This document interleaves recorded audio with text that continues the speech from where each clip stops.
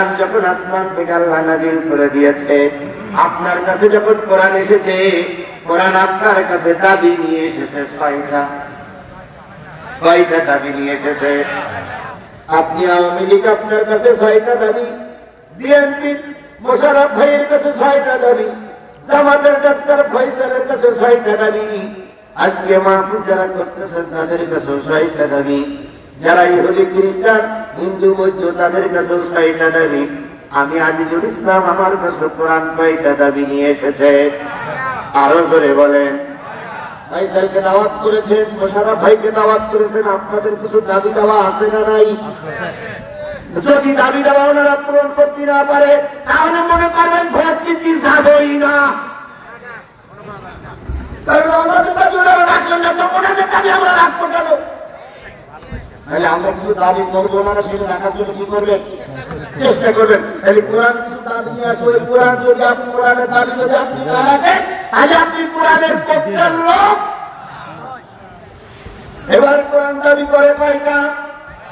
1 নম্বর, কোরআন আপনার কাছে এসেছে। প্রথম দাবি কোরআন বলতেছে, আমি শুধু শুধু আসি নাই, আমার প্রথম দাবি আমাকে পড়ো। আমাকে বলতে কাকে? আরো জোরে বলেন কাকে? কোরআন বলতেছে আমাকে শুধু কাকের পরে তলে রেখো না, আমাকে শুধু আলমারির ভিতরে বেঁধে রেখো না, আমাকে কি করো?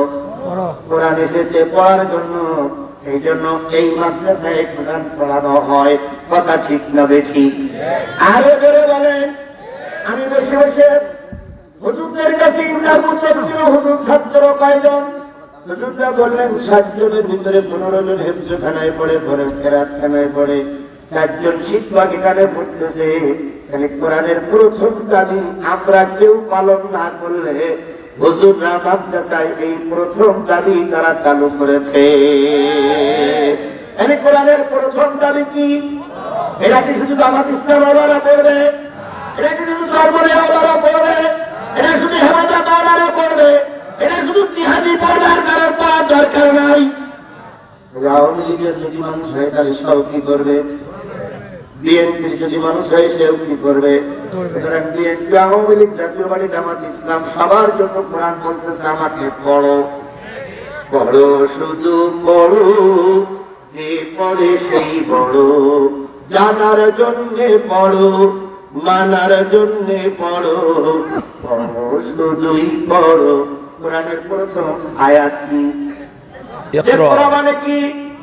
তাহলে কোরআন বললো আমাকে পড়ো। 1 দাবি, খেয়াল করেন 5টা দাবি। প্রথম কি? 2 নম্বর, বুঝে বুঝে পড়ো। কি করে পড়ো? বুঝে বুঝে পড়ো। বলুন কি এমনি পড়ার বুঝে পড়া কি এক?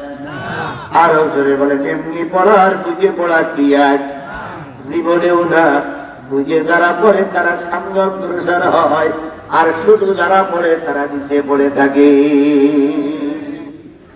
কিছু কিছু লোক বলে বাংলাদেশ জামাত ইসলাম একটা ইসলামী বড় দল। আমি কিন্তু জামাত ইসলামের কথা শুধু বুঝানোর জন্য বলছি, জামাত ইসলাম বড় একটা দল, আমি সাহেব একজন জেনারেল শিক্ষিত,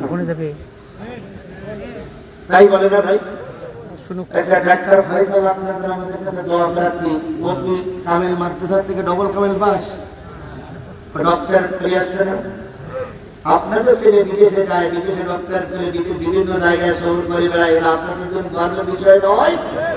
তাহলে জেনারেল শিক্ষিত মানুষ কেন আপনারা দায়িত্ব পাচ্ছেন?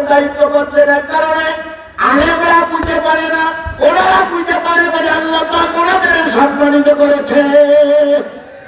আমি যদি বুঝে বুঝে পড়ি, তোমাকে আমাকেও আল্লাহ সম্মানিত করবে। তাহলে কোরআনের 2 নম্বর দাবি কি? বুঝে পড়ো। 3 নম্বর দাবি হলো শুধু বুঝতে হবে না, যতটুকু বুঝেছো ততটুকু আমল করো। আর দাবি কোরআনের 3 নম্বর দাবি, যতটুকু বুঝেছো ততটুকু কি করো? আমল করো। বলুন তো, জানা আর মানা এক জিনিস? অনেকে জানে কিন্তু মানে না। দেখবেন এমন এমন প্রশ্ন করবে, এমন এমন প্রশ্ন করবে যে প্রশ্নের উত্তর আপনি দিতে পারবেন না, অথচ আমল করে না।